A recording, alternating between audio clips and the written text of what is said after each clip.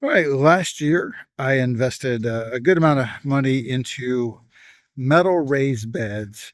As you can see, I have got four 12 foot by 4 foots, and then I have one, two, three, four, five smaller ones that are configured mostly as a 2 foot round that I have trees in. And we're going to take a look 1 year later, maybe a year and a month or so, at how they're holding up. So, first, let's look at the alternative.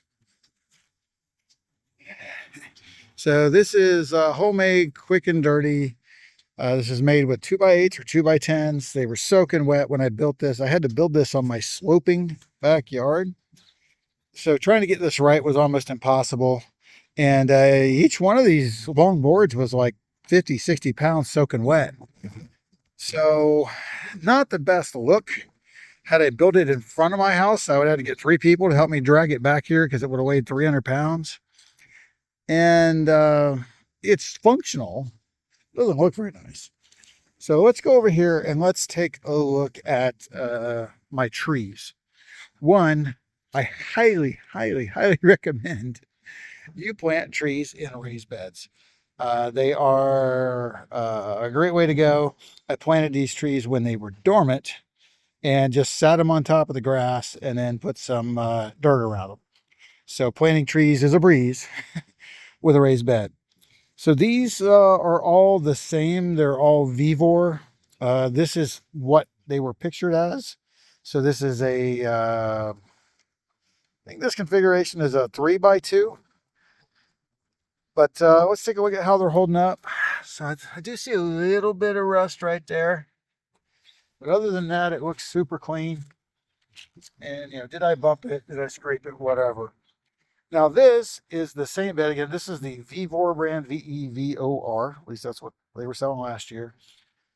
And again, it just looks super, keeps the tree super clean. I did just weed these, but it keeps most of the weeds out. You get a little bit of grass growing up from the bottom, and that's about it. But I love the look. And by the way, this is the same bed as that. All I did was leave out this center 1 foot chunk. So these particular ones are kind of reconfigurable. So again, we take a look. That one's looking great. And this one's looking great. And this down here is the poster child for why I initially did this. I was going to plant them down there. I expected to have a fence, but then I didn't have it yet. And I was like, oh, I'm not going to put those up till I get the fence. But the idea would be is that they wouldn't be swimming in water if something happened. Well, this one had water all the way up here for like a week or two, and the tree is actually looking pretty healthy. So you got some flowers on it. So that seemed to be doing its job nicely. Now this, you'd have to look at my shorts on my channel for branding. This one is a little different. This is not a Vivor. And this is the most recent one that I bought and planted. It's got more of a shiny finish on it than even those do, but certainly than these other beds I'll show you.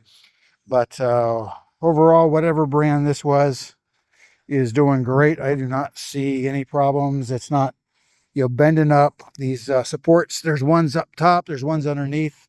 They're looking good. So let's look at some of these others. And I have not touched these berries yet, so please do not.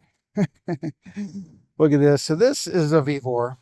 And while it appears to be bowing out a little bit down here, I just think that's the way it is. Again, you got supports up top and supports under there as well.